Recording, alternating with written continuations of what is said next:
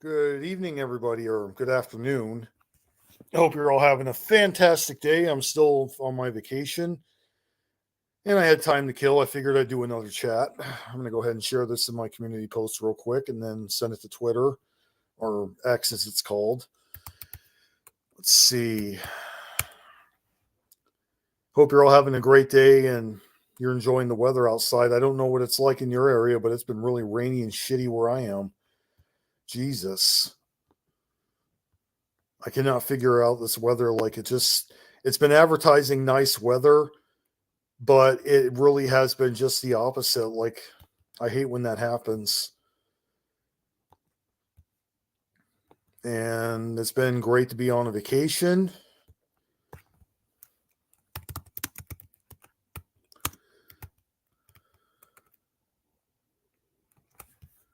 Put this on my community post here. And I'm going to send this over to X, and then I'll better try and get into this chat here.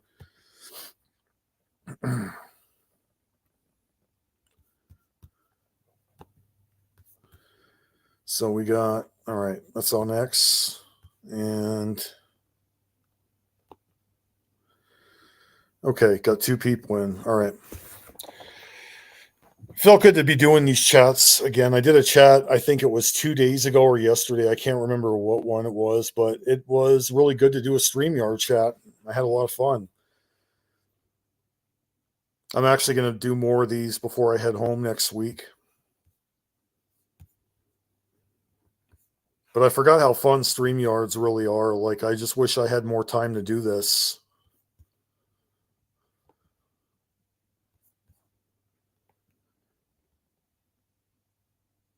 I mean, it's okay to do now and then, but it's really just one of these things where I don't feel like I need to do this every day like other people do. That, and I can't be on the internet for every hour of every day. I just don't have the mental energy for it. I have to get up and I have to move around and do stuff. I just can't sit in front of a computer all day. There are actually a lot of content creators that can actually do that. They spend hours on end just being in front of their computer. And I will never understand how they can pull that off. It's just really.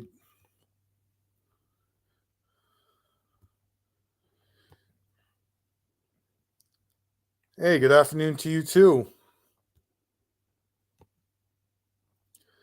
69 degrees in New York today. Feel breezy. Yeah, I mean, that is kind of early for New York. I don't normally see that kind of cold weather until like November where I am.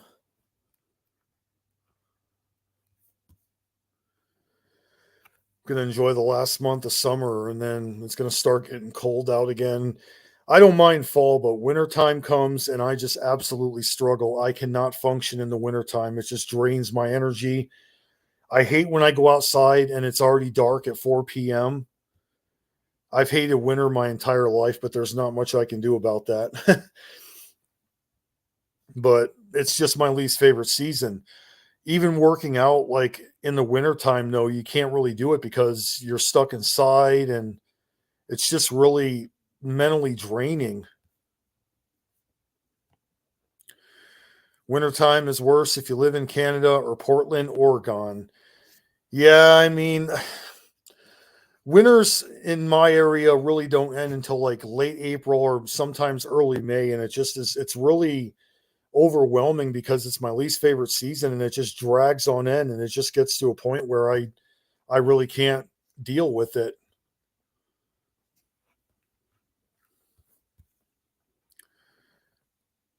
Got 2 people.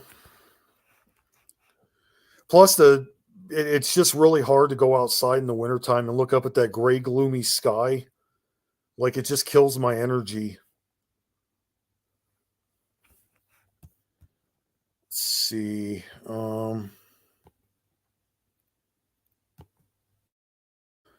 We got rank Logan Paul US title run 273 days out of 10. You know, I may not be a Logan Paul fan, but I got to say, like, when they signed him, he has literally proven everybody wrong that has hated his guts. I mean, I still don't agree with his past antics, like especially as a YouTuber, but that guy really does have athletic ability. I mean, people may hate the guy's attitude and some of the stuff he's done, but he's really erased a lot of haters in terms of what they have said. Because I remember when he came in and people were just not taking him seriously and they were just like saying that he was going to be done within a few months, but he's really exceeded expectations. I mean, anyone who can get into a boxing ring and then do wrestling and still has interest in doing UFC, Jesus, that is multitasking right there. That takes a determination and effort that very few people actually have anymore. 10 3 defenses, had solid matches. However, he would have been 10 out of 10 had he shown up SmackDown every weekly. Yeah, I kind of get that argument. I mean, I'm not ready to like put him on the main event level yet, but I do think that whatever he's doing is working. I honestly think that if the guy is pushed the right way, he might be a champion. He might be a world champion within maybe 3 to 5 years out. You never know.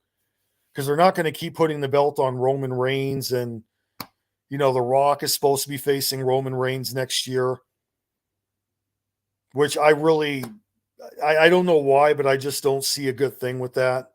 Because The Rock after WrestleMania is just going to go right back to Hollywood. And if the rumors are true that Roman Reigns is in his last official run before leaving and going to Hollywood, I mean, who are they really going to pick to replace him?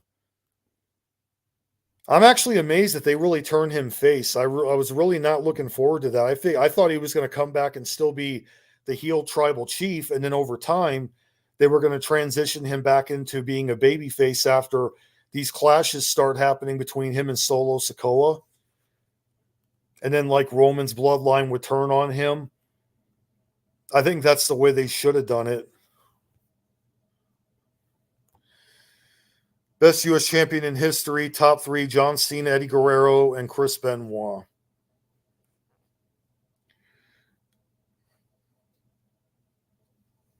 I actually remember Kurt Angle being a U.S. champion, but it was only for a short time before losing the belt.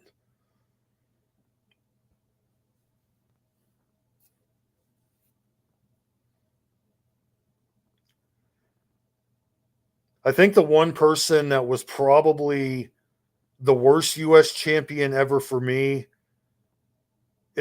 I can't really even the bad ones. Whether you look at it now or you go to WCW, like they've had their share of bad U.S. champions. The only thing I couldn't stand is when they turned the U.S. title into a spinner belt. That really annoyed me. I miss the old one that they had. I feel that when WWE really began embracing these spinner belts because of John Cena, it just took away like the realism of the titles because they look like toys. Kurt Angle was U.S. champion in 2001 from Rhino, but a WCW United States champion. And then, of course, he lost the belt to Edge.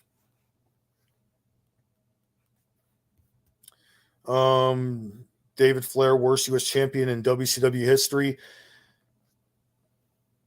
You know, it's really sad that they really were not doing anything big with David Flair until the end of WCW. Like when he started having his alliance with Crowbar and Daphne, and they were just this insane trio. I actually enjoyed that time period of David Flair. He was really unhinged. He was going around trying to figure out who was the father of the baby. And he was blaming Marcus Bagwell, and he was going around ambushing everybody. And that was probably the best and most time that they ever used David Flair.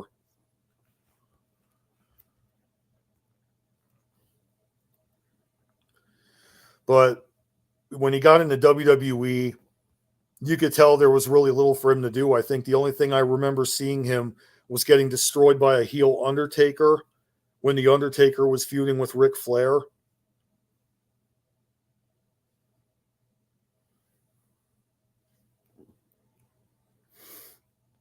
But as far as the worst champions ever, I said in my previous stream that I had, David Arquette is the worst WCW champion ever.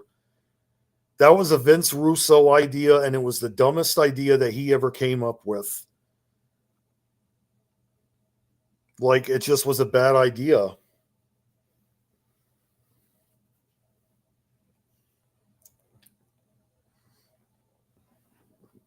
But then again, they had a lot of bad ideas in WCW that they tried and they look good on paper, but then when they tried it, it just wasn't a good idea. I think that what really speeds up the process of WCW ending was the alliance of Bischoff and Russo, the New Blood angle. It's well known that Bischoff and Russo did not really get along at first. And then over the months ahead, and they both just could not get along anymore. And, we know what happened there. Plus, Russo had heat with people in the locker room. And, you don't have to like the guy or you don't have to really hate him. But the only time I think I ever agree with Vince Russo on anything is the night when he did his WCW, his shoot at Bash at the Beach on Hulk Hogan. I mean, let's be honest. A lot of us, we felt the same way Russo did. I mean, Hogan did not want to do what was best for business. I mean, yeah, they worked it out in an angle. And then according to Bischoff on the 83 Weeks podcast, Russo going out and doing the shoot in the ring, that was actually not part of the angle that was supposed to happen. And I guess Eric Bischoff said he went in the business for himself.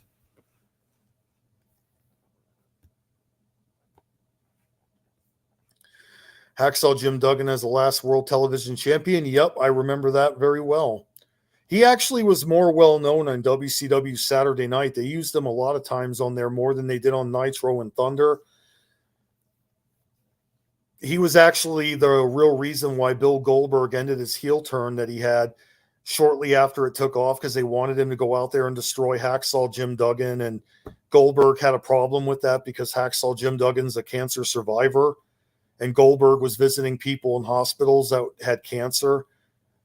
That was one of the many reasons why Bill Goldberg ended his heel run and went back to being a babyface. But if you watch that match with Hacksaw Jim Duggan, you could see Goldberg was visibly angry over everything that they told him to do. But then there are those people that are going to say, well, Goldberg was not doing what was best for business, which is kind of an accurate statement. But from a personal standpoint, I get what Bill Goldberg is saying about being against going in there and destroying a cancer survivor. I was 50-50 on that.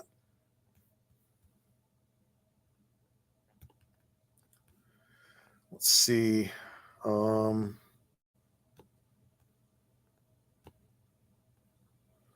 Comments. Okay. Some reason the window keeps freezing. I don't know why. What do you think of Tony Schiavone admitting that his idea to put the title on David Arquette? I thought it was a stupid idea. If anything, that really sped up the process of WCW closing. It was just a bad idea. I mean, I'm not against David Arquette or anything. He's a great actor, but putting the belt on him like that with everybody else in the locker room that never even got a world title run was just, it must have been horrible. Let's see here. Unpopular opinion. Chris Kanyon should have been the last television champion. He was over back in 1999, 2000. Yeah, Kanyon was very enjoyable. I don't know whose idea it was for him to turn into a DDP version, Positively Kanyon.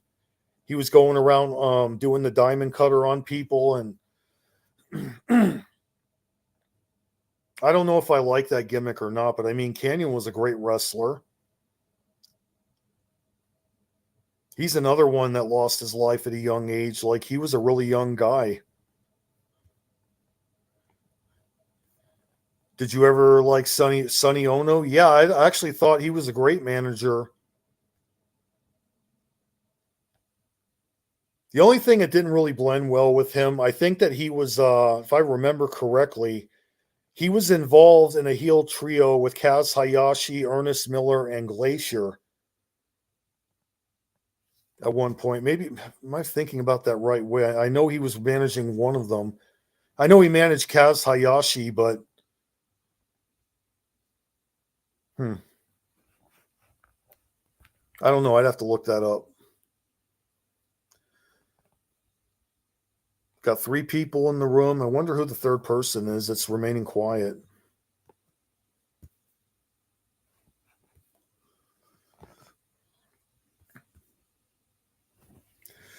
Still have to finish my Friday the 13th franchise review. I still got to get on some other wrestling videos. I still have until the Thursday of next week to get all this done. Going to get back into some other stuff too.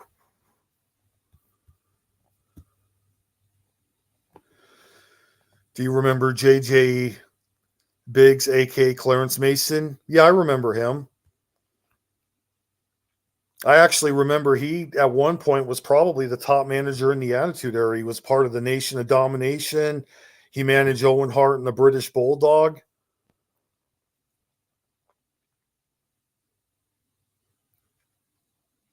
I actually enjoyed his work. It's too bad the Nation of Domination really had kind of a weird run. Started off with Farouk getting injured, and then he comes back, and Ahmed Johnson got injured, came back. Then he joined the Nation of Domination, and then barely a month later, he was thrown out of the group. Then The Rock took over the Nation. I mean, just all these maneuverings and just transitions and stuff. It just made that group really go from a lot of different versions. Let's see. SummerSlam 9, 10, best SummerSlam.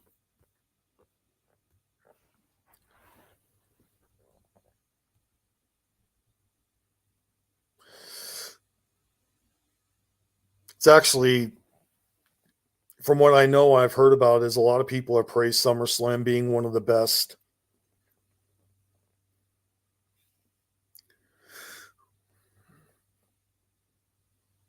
But it was not that bad in terms of creative. I mean, the shows and the pay-per-views have actually been getting better since Vince McMahon stepped down.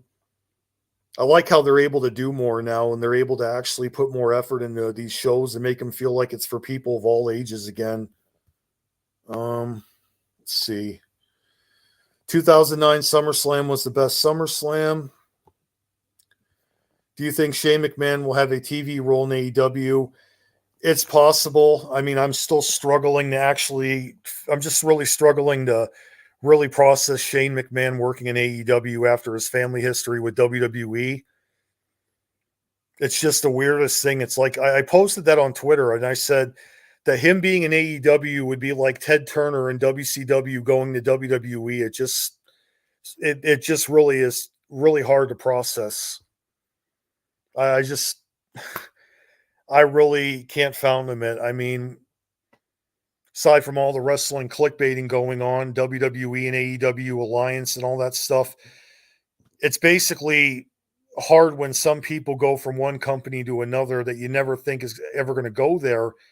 And everybody keeps on asking, what is AEW going to do for Shane McMahon? He's already well known as it is.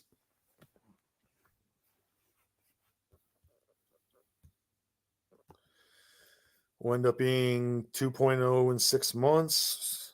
Russo 2.0. Nightmare on Elm Street is going to have an uncut version. Yeah, I heard about that this morning on Facebook.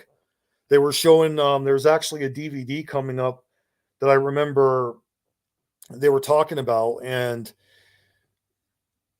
it's actually looking pretty good. I'm not a big Nightmare on Elm Street fan. I think the first and third Nightmare on Elm Streets were my favorite. Part 4 was all right, but after part 4, they just went downhill. They got stupid. Part 5, The Dream Child, was not the greatest, and Freddy's Dead, the final crappiest movie in the entire franchise, no doubt.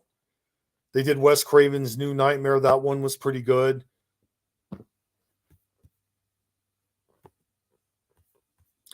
(2010, 2007) SummerSlam remains the worst SummerSlam of all time. I'd have to go back and watch those again. I know 2010 SummerSlam kind of got a bit of a backlash because I think that, if I remember correctly, that was Team Cena versus Team Nexus. And I think the Nexus was supposed to win that. And then John Cena went to Vince McMahon and had the outcome changed.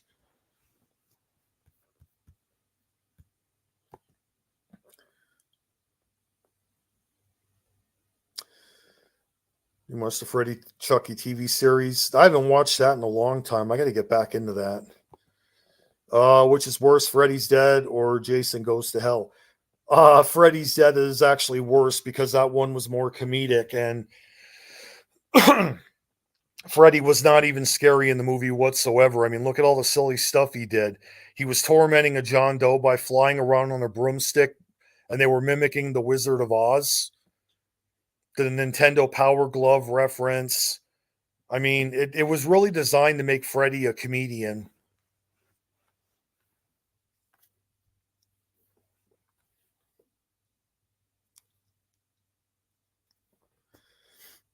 I just feel there's certain things about horror films that you should not make for your audience to basically be silly.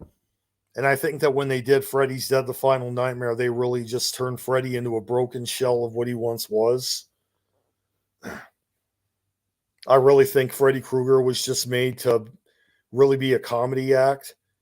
And when Wes Craven had to return and do a different version of the Freddy Krueger character, I think after that they should have stopped because Freddy versus Jason would come along years later. The problem with that movie is it didn't go as far as it should have. I think they could have had survivors from both franchises make appearances to face both of them. And I didn't like how they made Jason into a slow, methodical, clumsy zombie. I mean, I missed having Kane Hodder as Jason, though. I mean, I know he wanted to reprise the role of Jason, but the director, Ronnie Yu, said he wanted someone to tower over Robert Englund, which I'm not against Ken Kersinger. I think he did a great job, but they made Jason more of a sympathetic victim in that movie, and he wasn't the rageful, hateful Kane Hodder version that I really missed. Seed of Chucky was pretty bad. The stuff they made him do. That's another thing that he has in common with Freddy Krueger. Like both characters have had that one memorable bad film. Let's see. Abigail featuring is recently was great so far. But yeah, they turned Chucky into a comedian and Seed of Chucky. I just didn't take him seriously anymore. And Freddy's Dead: The Final Nightmare was bad. And if there's ever a bad film in the Friday the 13th films, I'd probably have to go with Jason X. And of course, out of the Halloween movies, I'm going with Resurrection as probably the worst Michael Myers film ever.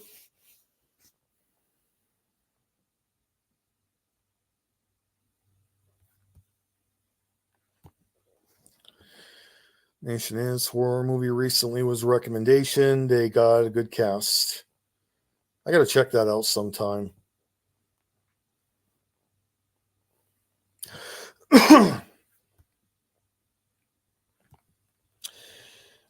Yeah, I used to like the Leprechaun movies, but they too got a little bit silly. I mean, the one that I really had a hard time watching for years was Leprechaun in Space.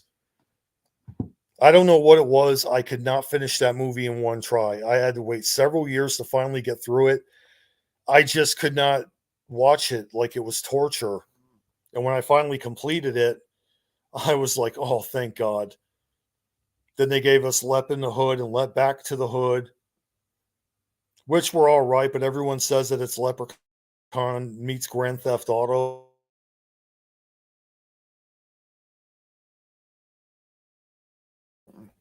Which that one I barely even remember.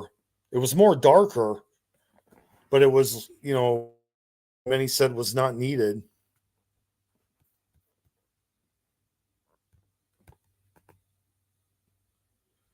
Um, got two people.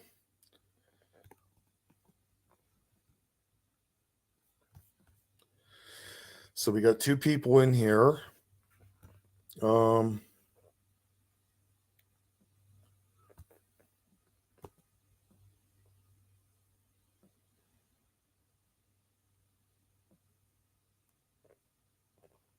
All right, that's what it is. All right.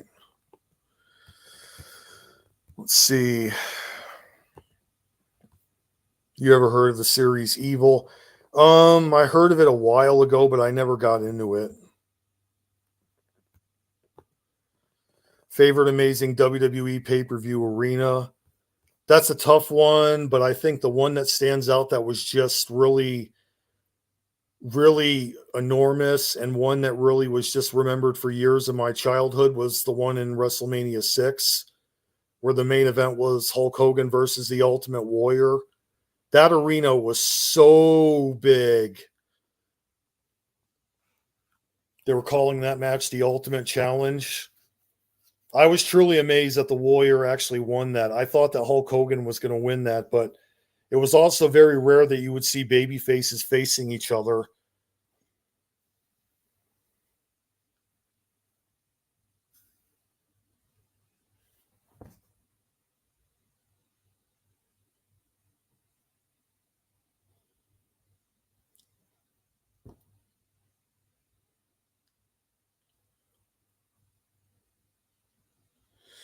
WrestleMania 3's arena was pretty big too.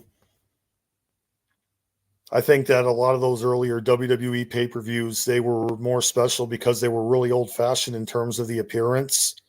I miss the red, yellow, and blue ropes. I wish they would just bring that back. I hate constantly of the same color ropes. It just isn't appealing to me. SummerSlam and Wembley movie theater, Royal Rumble in 2006 arena, WrestleMania 24, and Survivor Series 2004 gate.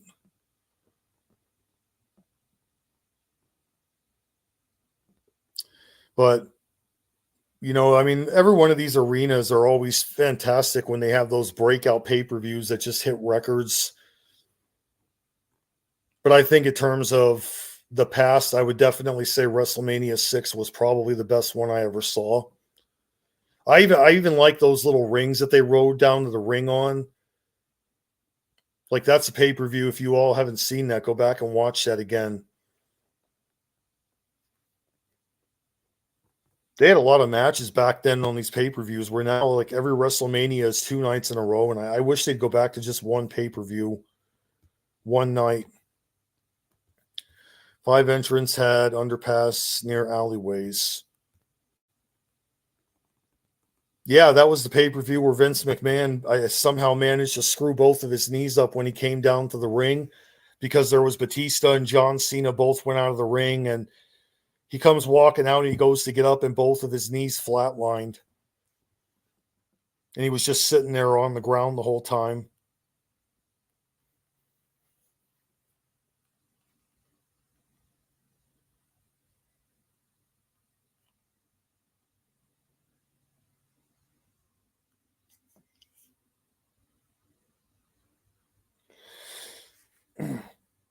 I think the only match on the Royal Rumble 2005 card I just could not stand was The Undertaker versus Heidenreich.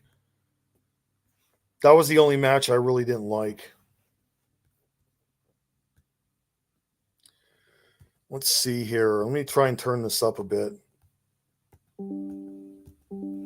I think that I'm getting this error notice also. It's popping up and disappearing. Night of Champions 2000 arena or 2008 arena was ancient Greece style.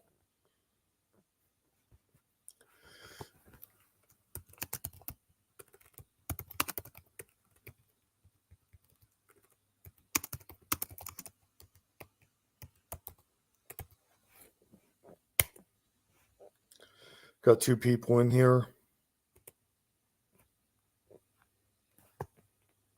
Got to figure out why this error keeps on happening. Oh well. I plan to do a few more StreamYards before I head home.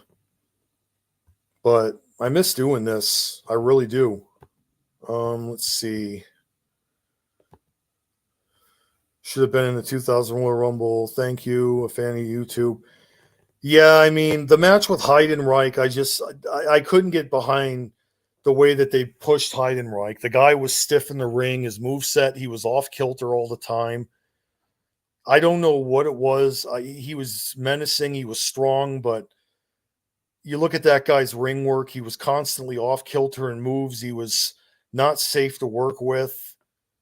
I just couldn't get behind his ring work. It just something fell off. They even paired him up with Animal. And that version of the Legion of Doom, I didn't care for them whatsoever.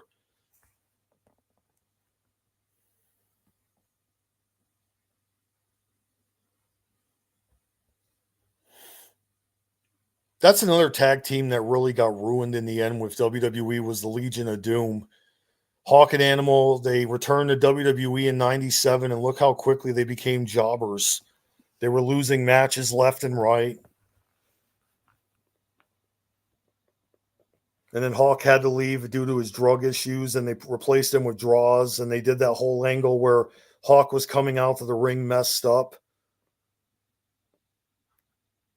And I guess Draws was at the root of all of his problems. And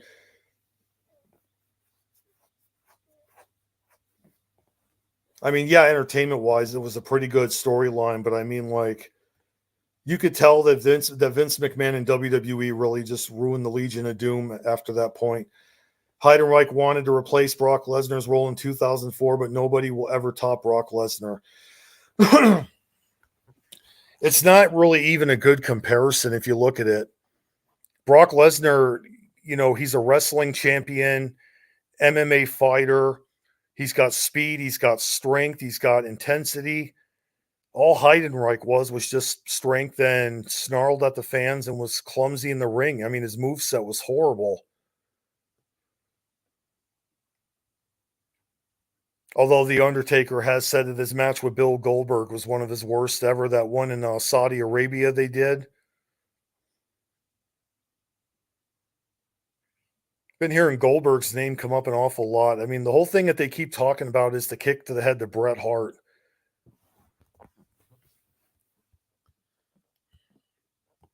Let's see. Would have been better had Animal and Batista teamed up summer of 2005, but nope. Batista had to team with Rey Mysterio. Yeah, and that tag team really didn't get as far either because Batista was already working injured at that point, and Mark Henry's storyline attacked him, and he was written off TV. Although that did get Mark Henry over more as a heel. Mark Henry's got a really good heel run that year. The Hall of Pain gimmick that started, definitely one of, if not the strongest guy in wrestling I've ever seen was Mark Henry. The guy could pick the Great Khali up, the Big Show. I think he was the definition of strength.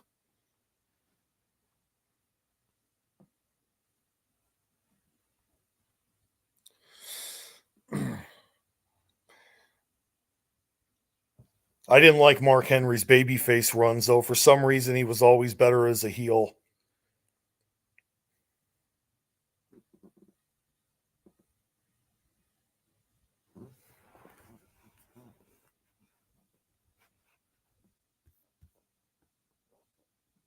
Got two people in here.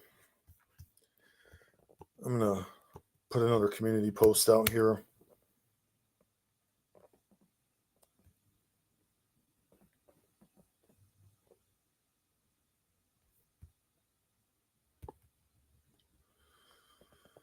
Let's see.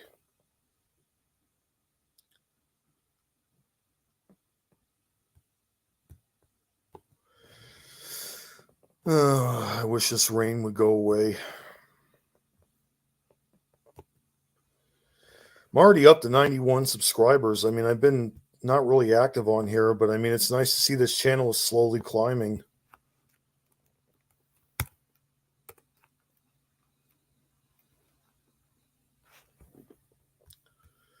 Let's see. Okay. Undertaker's worst opponent. Well, actually, yeah, that one I can't argue with. He could not get a single good match with the Giant Gonzalez. It was just brawling, really little to no moves whatsoever. But I often say it like this, like these big, strong guys are very limited because of their size and they don't really have a lot of wrestling moves. The Giant Gonzalez really didn't have much of a run in WWE. I think after SummerSlam 93, they got rid of him. And I don't know what it was. I just think they put money in the wrong guy because I remember his run in WCW as El Gigante, which actually was a really good run. If you go watch his work in WCW, they did more with him than WWE ever did. What did you think of Al Wilson? Oh, you mean the storyline with Dawn Marie and his daughter Tori? Eh, I thought it was all right, I guess.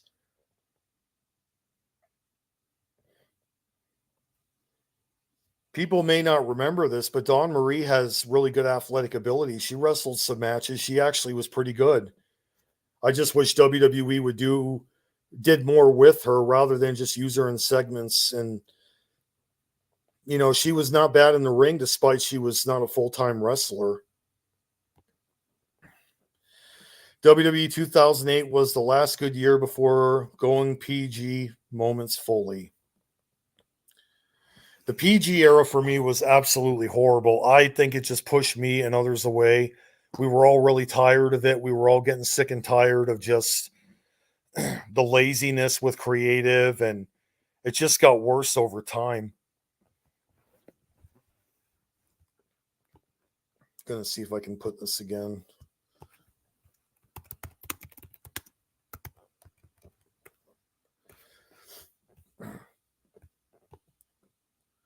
Okay, yeah, that's all set.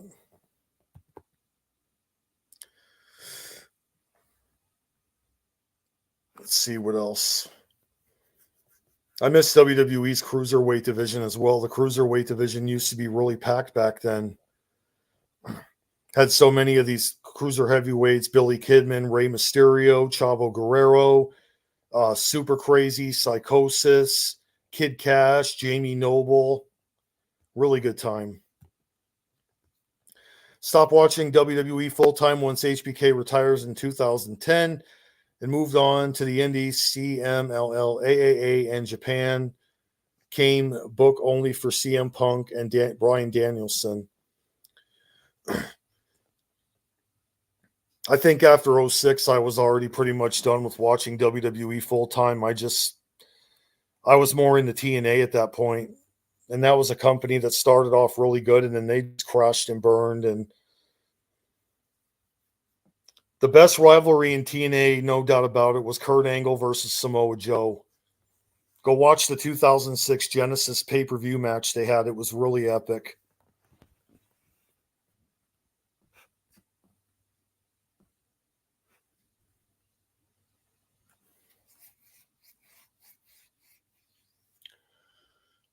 Bryan Danielson's a great athlete as well. I mean, I wish WWE didn't restrict him, but, his well-known history of concussions, but they really didn't do a lot with the guy. And in the last months of his run, I mean, he had a pretty good heel run, but something just fell off after a while. Let's see. Don't make you stop watching WWE full time. I actually began not watching WWE as much even before that whole thing happened. But then again, I mean, like, it was already starting to get kind of bad as it was. But after the tragedy happened, I mean, I could not watch much WWE anymore. It just got creatively bad. I just didn't care for it.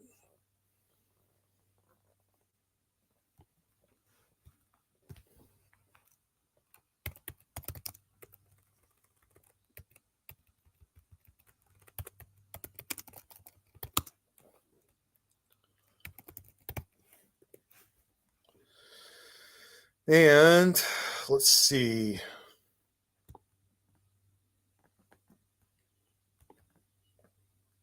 Got 2 live streaming.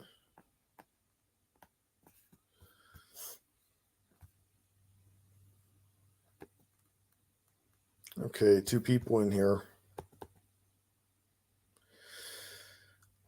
I think no matter what would have happened, I think WWE would have went PG even if the Benoit situation happened or not.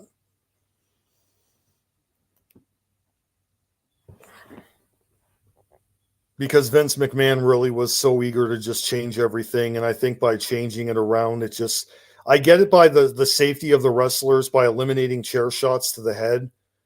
But I mean, there were certain other things they could have kept on it. Like they didn't have to go full blown PG, but that's just the way I see it.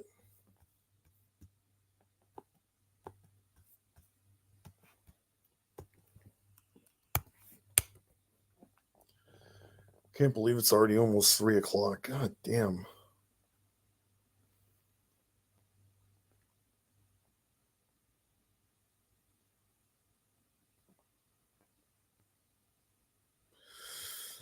Let's see.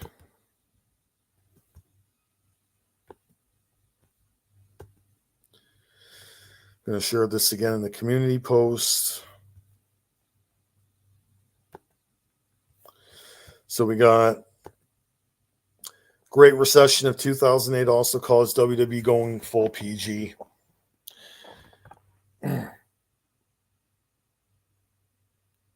I do agree. You know, I will say this. I mean, I'm glad they kind of gave away from like the real violent matches that really were causing people to get hurt very badly. So I was kind of in favor of that. But I mean, creatively, like a lot of their content just got silly. I really had no problem with them. Like, if they wanted to change it to make the wrestlers' well being better and safer, that's the idea.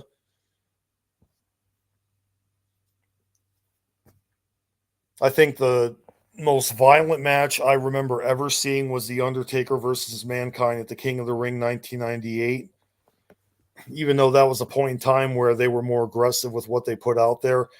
Mick Foley, without a doubt, proved how tough he was in that match. He got thrown off the cell. He got thrown through the cell. He fell on thumbtacks. I mean, a lot of that stuff that they did in that match was just another level of just barbaric.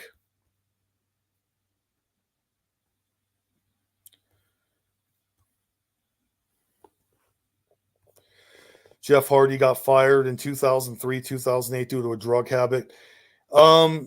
Yeah, but the thing is, you know, Jeff Hardy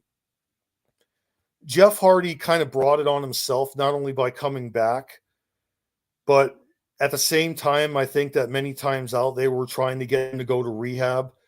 And for some reason, he just refused to do it and he left and went somewhere else because they were not as strict in terms of stopping drug usage. No, Dave 25 is here. I haven't heard that name in a long time.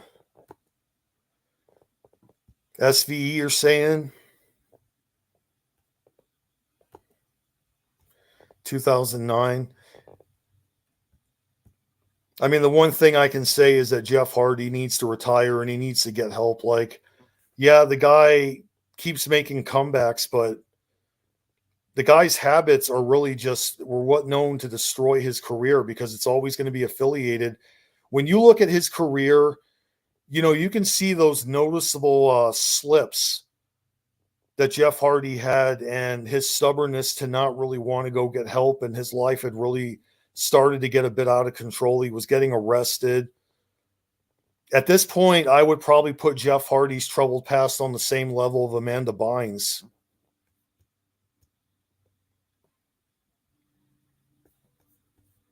So,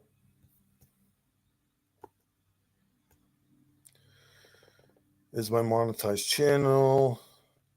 Aggie Rants.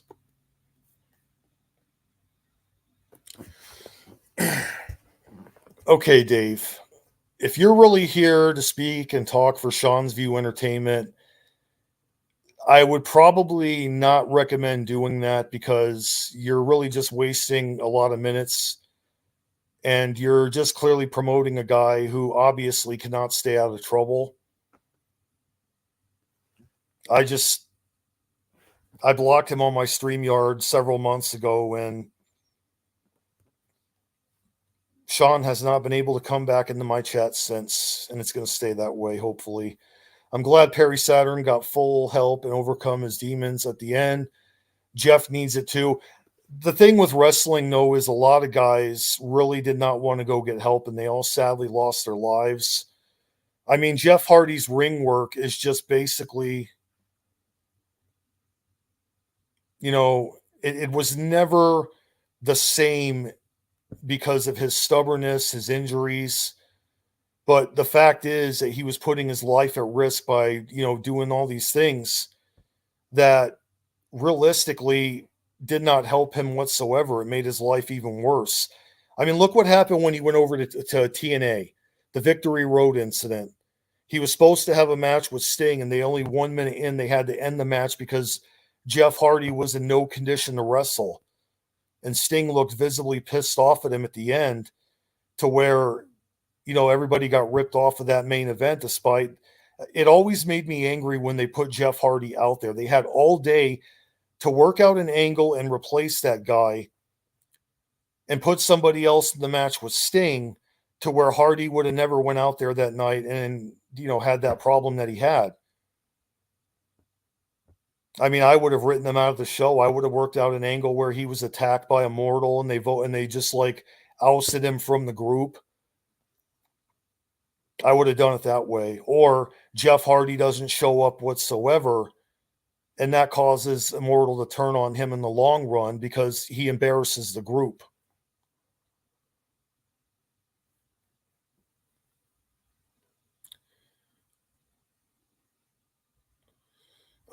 Let's see. I'm going to get hang on a second, everybody. I got to go grab something.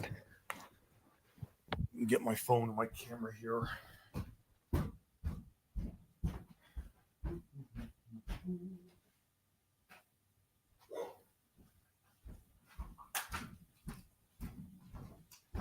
All right. Bear with me here.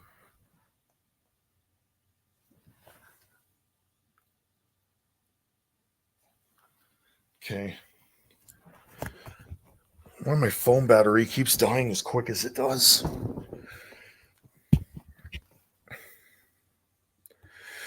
Let's see. Remember, WrestleMania 27 is going to top Victory Road in 2011, same year. Yeah, definitely. I think Jeff Hardy really is on borrowed time with his life. I really wish that guy would just retire from wrestling, because his ring work is never going to be what it once was. I mean, that's really sad that wrestling really allowed this kind of stuff to happen for several years, and these guys never could go get help because it wasn't available. And, it all goes back to when they tried to create the Wrestlers Union that Jesse Ventura wanted to do. He wanted to make sure the performers have health care, and they had, better methods to get help for injuries and stuff before they got too severe. And look what happened. I mean, Vince McMahon found out about what was going on, and he shut that down instantly. WWE and TNA Impact went downhill in 2007 and 2008.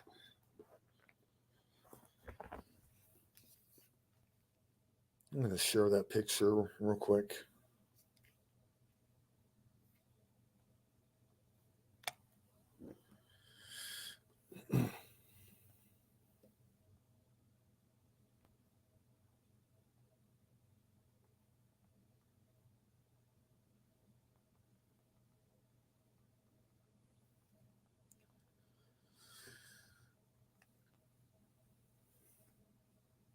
Okay.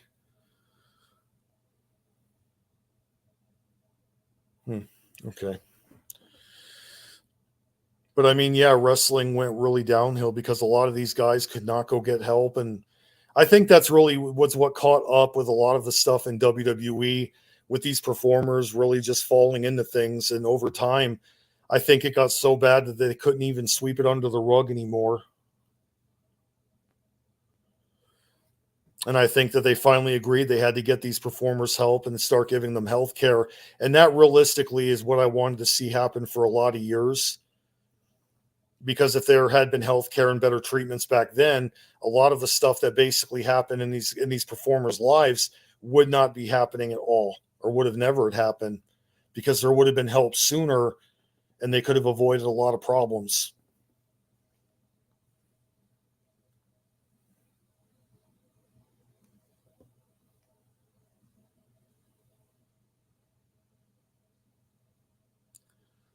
Well, let's see here. Wish I could do this another StreamYard before I head home. I definitely think I will. I like doing the StreamYards. Wish I could do these more often.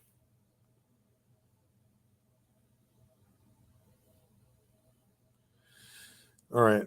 Let's see.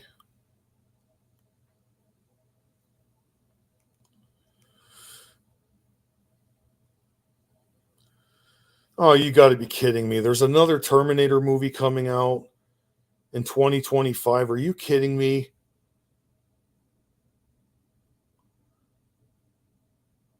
How many more of these freaking films are we going to get before they realize that?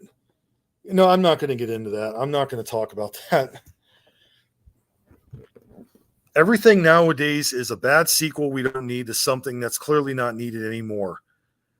That's going to be a video I'm going to do in the very near future is talk about these too many Terminator films. I think I'm going to do that. Let's see. WrestleMania 27 has been the worst WrestleMania build ever.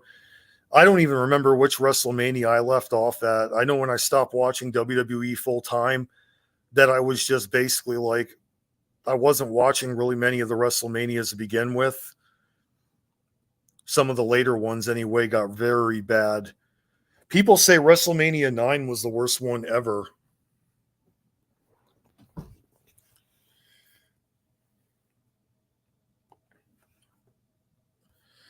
Hey, Double Z. Some franchises get ruined into the ground, run into the ground, and too much focus is also put into remaking good movies rather than remaking bad ones to improve on the originals. Yeah, I agree with that. I definitely have seen that before. The problem with the Terminator movies is that Arnold Schwarzenegger and Linda Hamilton are past the age to where it's just not believable anymore.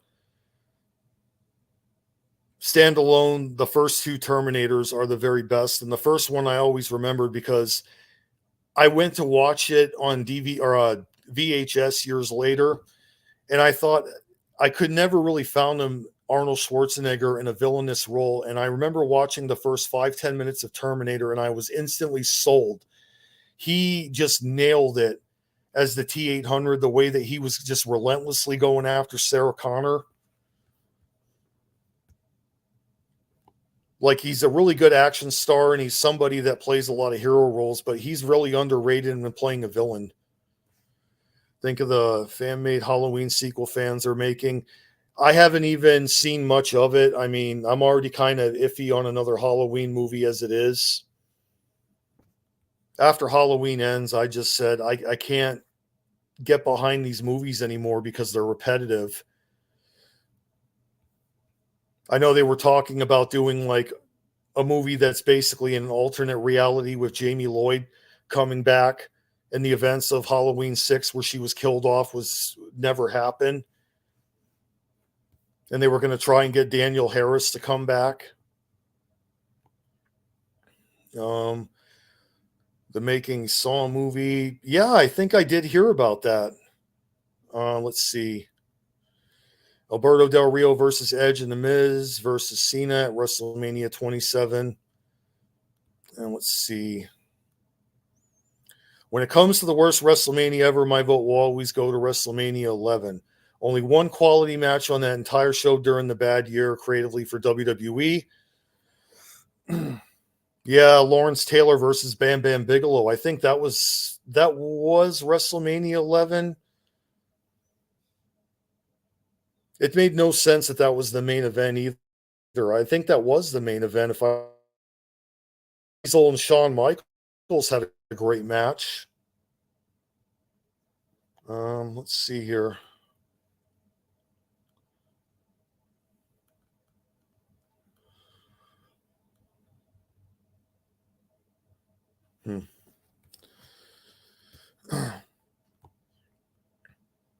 You ever seen the Children of the Corn movies? Yes, I've seen them.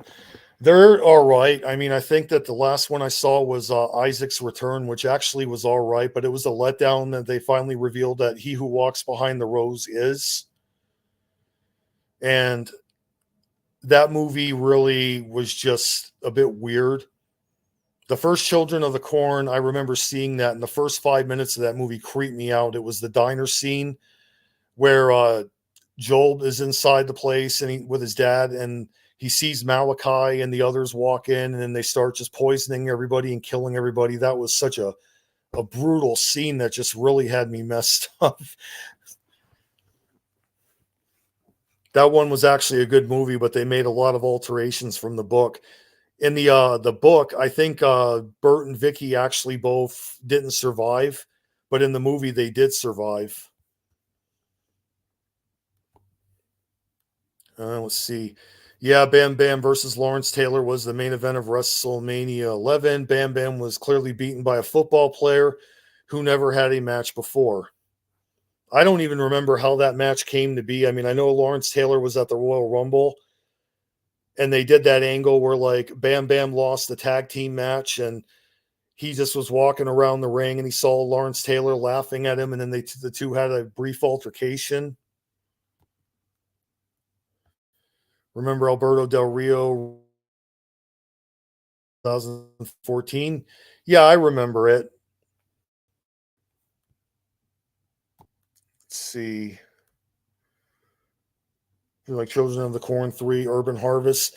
That actually was a pretty good movie. I actually enjoyed that. I think when the one Children of the Corn movie that I absolutely hated with just a massive amount of hate was the 2009 reimagining of the 84 film, but they tried to copy a lot from the book. And they got the characterization wrong in that movie. Burt was a former U.S. Marine, and he and Vicky were just squabbling and fighting all the time. And Vicky was constantly like snotty to him all the time. And I just kept thinking to myself, I couldn't watch that movie. It was just really, really bad.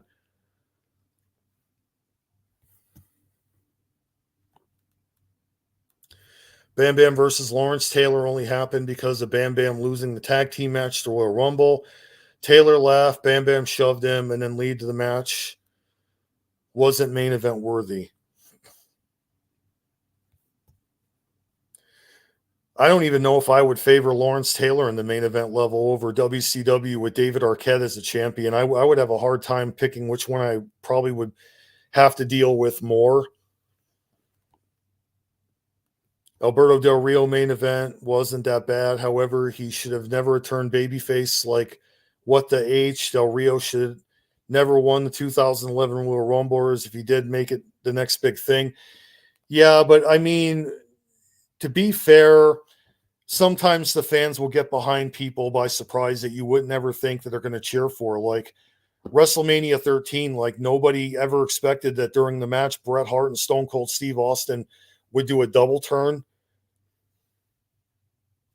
You know, but the double turn actually is not a bad thing in wrestling. It keeps things really fresh and surprising.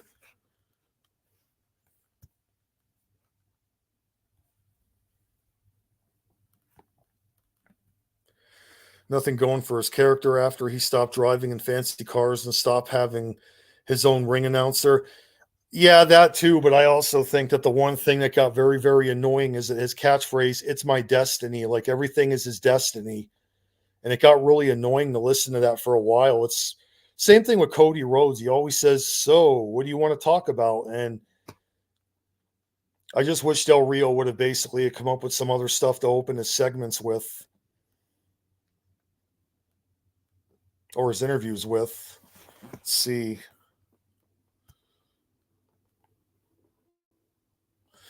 Christian should have won the Royal Rumble in 2011 or CM Punk. I'm Mexican, but this frustrates me. If you ever want to see a point in time when Christian was really used the right way, go watch his TNA run when he was the instant classic and he was the top heel in the company. TNA, they managed to make that guy a world champion when WWE did not make him a world champion in his first run. I enjoyed his run in TNA. I thought they did a lot more with him.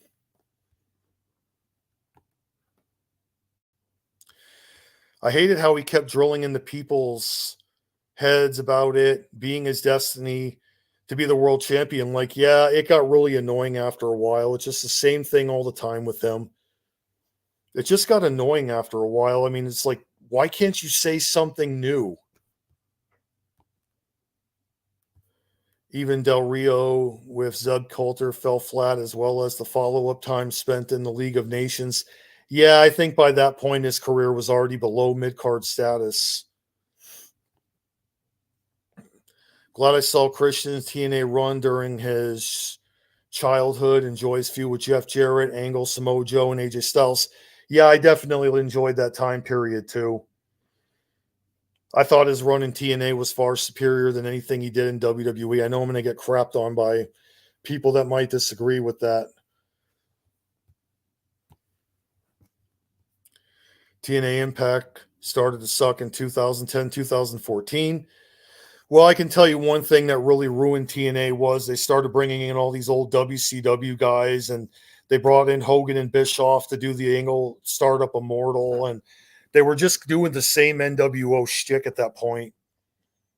And they brought in like a lot of these older guys that really didn't look like they were capable of even working full time anymore. And I think that's really what hurt that company, and everybody started to regard it as WCW in its final years, and it just got really annoying. Like, look what they did to Samoa Joe in his earlier TNA run. The guy was the dominant force. He had an undefeated streak, I think, of 17 months. He was in the X division. He won the world title. And then, like, for whatever reason, when they brought in all these WCW guys, his career fell flat. He started being a jobber. Christian currently Trios champion, and he's still killing it in AEW. TNA drove me away when they kept dragging on the Aces and Eights faction. Yeah, I mean, the whole mystery on who it was that was like the leader of the group was really horrible. You know, Bully Ray was the one that really made that group. And, you know, we learned D'Lo Brown was really the second in command when Kurt Angle unmasked him. And I don't think there was enough really buildup in terms of picking somebody that would have been more of a shocking leader. I mean, Bully Ray really just didn't seem like it really was a good idea. He was too obnoxious. Stopped supporting WWE in 2009. Double Z, YouTube. Remember, Batista was about to confront Jeff Hardy during the Bound for Glory 2010. He should have been a scapegoat in 2011. I don't remember Batista being in TNA.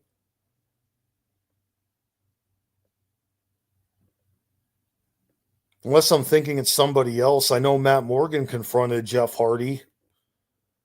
And I think AJ Styles confronted him too when he came back. I think, if I remember correctly, those two were the only ones that gave him like a heated talk.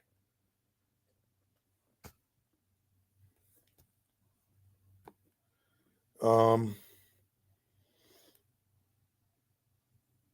got to put my phone on the charger. Hang on a second. I've only had this phone already a year and the battery's already shot on it.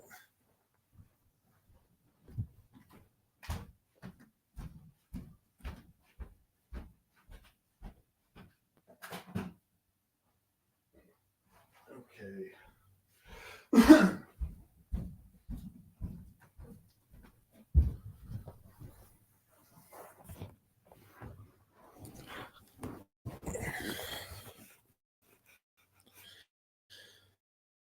Got 3 people in here. Okay, now I see what you mean. Batista turned down. All right, now that makes sense. I was just like, I don't remember Batista being in TNA, but now I remember you saying this. Oh. Batista turned down TNA offer in 2010 after plans. Dixie offer.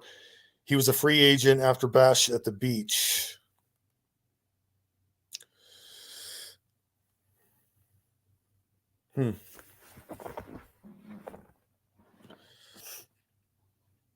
I know Batista had said years ago that like WCW didn't even want to hire the guy, and he instead went to WWE. And I know Batista has really taken shots at Eric Bischoff in the past, and then again, WCW, they really didn't do much with Steve Austin, and look what happened when he jumped over to WWE after the Ringmaster gimmick. But then again, Steve Austin was injured too, so he couldn't wrestle. I mean, there are some noticeable things that I really wish that WWE would do more of. I really want them to put the belt on Shayna Baszler. make her a women's champion. I'm so freaking sick and tired of them putting Baszler with tag team partners just to have her turn on them, move on to somebody else, and they don't have her go back to being a singles champion like she was in NXT. Ever since she came to the main event roster from NXT, they have mismanaged her career left and right. They built her up against Becky Lynch, made her lose to Becky Lynch, and I'm not going to get into it. It just really boggles my mind when I think about that Shayna Baszler was not a women's champion on the main event roster.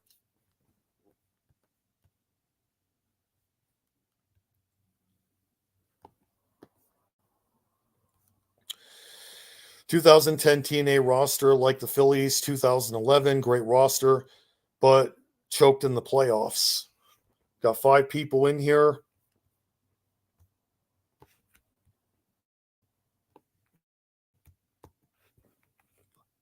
I don't even really know if I have like the same people blocked in my chat anymore. I think that you can only keep that for so long.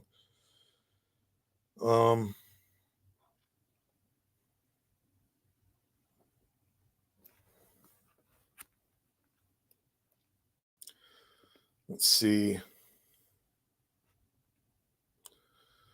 There it is again. Like I keep getting these damn freezes.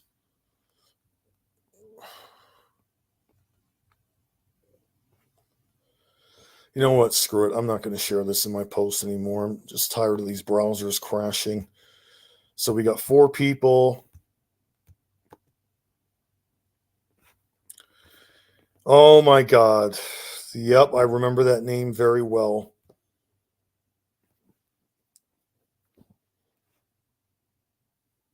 Wait, was she the one that was in that angle with AJ Styles?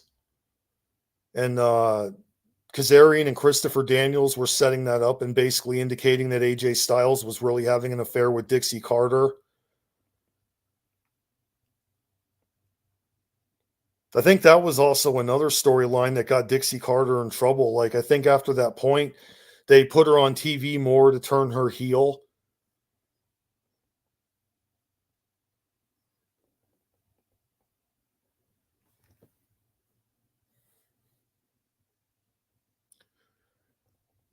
She was always compared to Stephanie, Dixie Carter.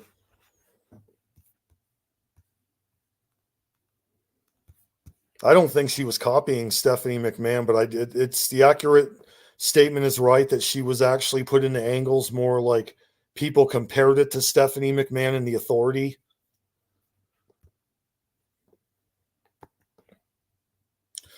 Started with Daniels and Kazarian saying Styles was doing stuff with Dixie, then changing to say that he fathered a baby with Claire Lynch, who was yeah, I remember that. And I think she ended up quitting the company after the angle was done. If I remember correctly, I think that she ended up quitting before the storyline finally completed. I think she quit like, what was it, a week or a few days before they were to end it?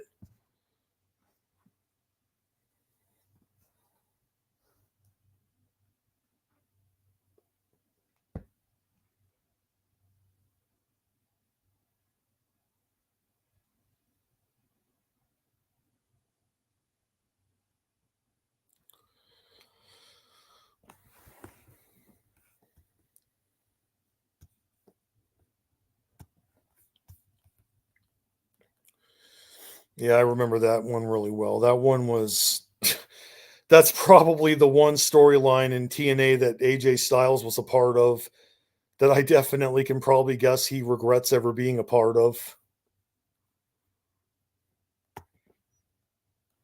Claire Lynch quit before the storyline ended because her real identity was revealed online, so she left and they abruptly dropped it, saying she was never pregnant.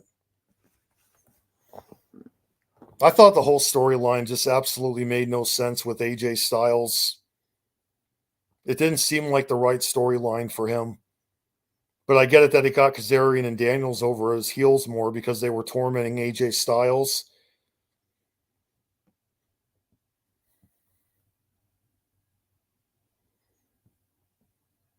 Those two were entertaining, by the way. Bad Influence.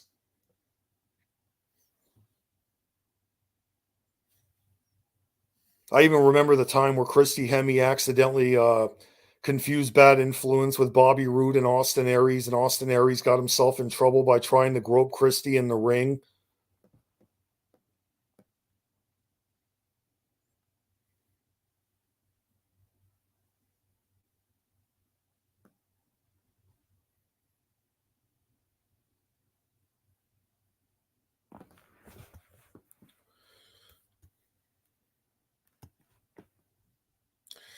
Storyline that Daniels and Kazarian were doing this to blackmail AJ Styles, but what they were trying to do at the end of it all, they tried blackmailing him with no end goal. Imagine that TNA signed Viscera in 2010, remembering TNA always picked up WWE bullpen wrestlers. That's another guy that died too young.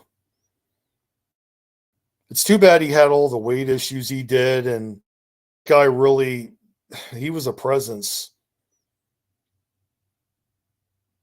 He's another one that really just, he had problems with Shawn Michaels. And I think he also injured quite a few people. He injured Kevin Nash in the SummerSlam match just by jumping on the guy's back. And Nash got hurt, and he was visibly barely able to keep up with at the time when he was called Mabel.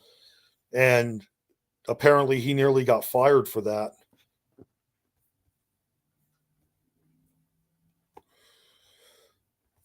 Remember Sean Morley's brief TNA run? What a joke. I was truly never a fan of Sean Morley. I really hate to see I really hate what he's become. Like, the guy's always angry about something or complaining. I don't know what his problem is, but it just seems like he says a lot of stupid things that really get him into trouble. But he's doing it as part of just a way to keep his name out there in wrestling.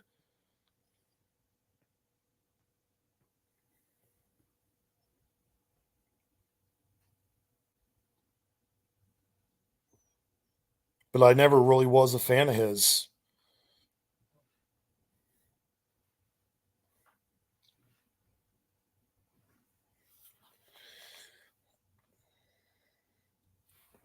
Let's see.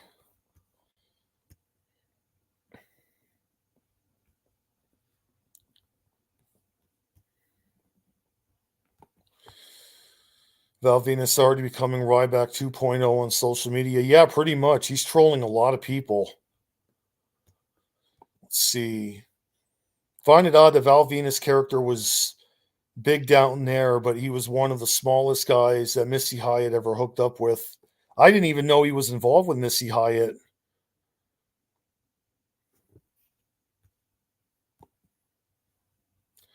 Sean Morley keeps challenging The Rock to a debate.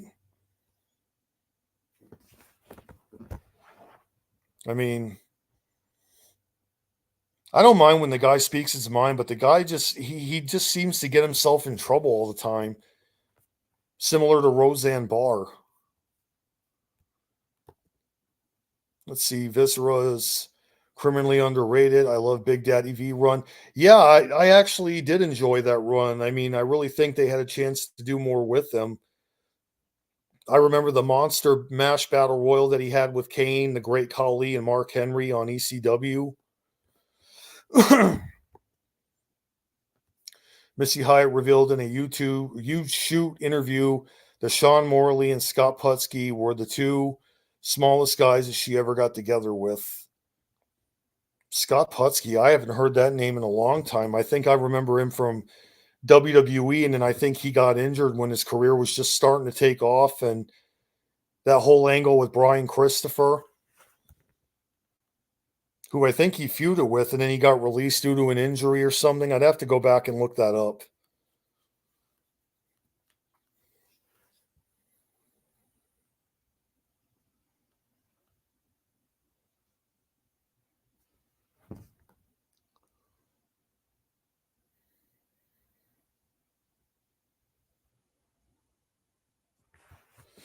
Let's see. 450-pound wrestler had spinning wheel kick Viscera versus Brock would have been in the dream match. Oh, yeah, I remember that now. Got injured in his match at Ground Zero and In Your House, September 1997 against. Okay, yep. Now I remember it.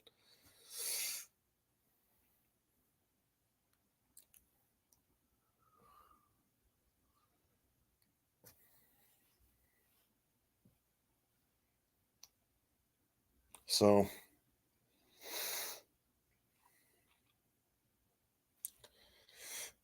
they actually had a really good light heavyweight division back then. I mean, like they had a lot more going. They had like Brian Christopher, um, Scott Taylor. They had that light heavyweight tournament that they did, and Taka Michinoku won it.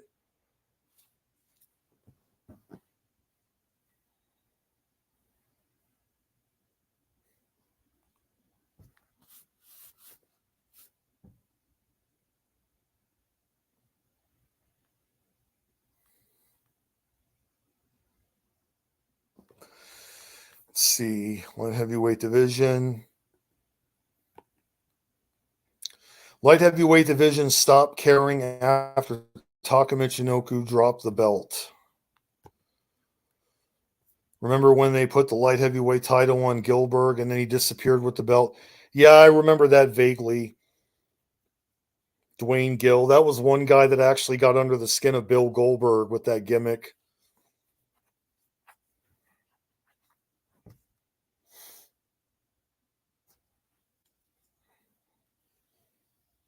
Kind of think that whole gimmick really was just to make fun of Goldberg because he turned down working for WWE before going to WCW. It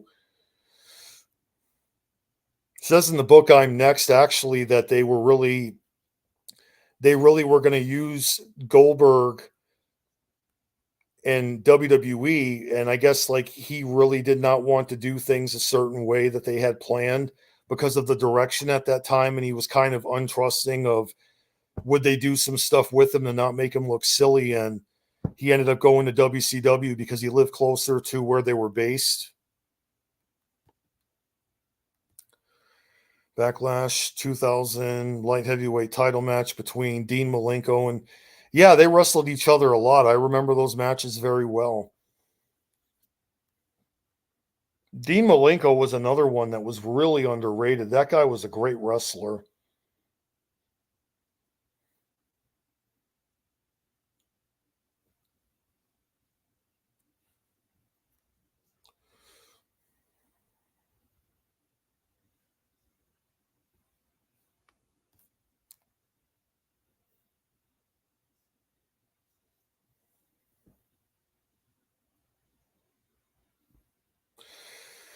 Well, I'm going to go ahead and wrap this up, guys. I got to go do some stuff, but I'm going to try and do another stream later on. And I just want to say thanks, everybody, for coming. I had a great time talking with you guys.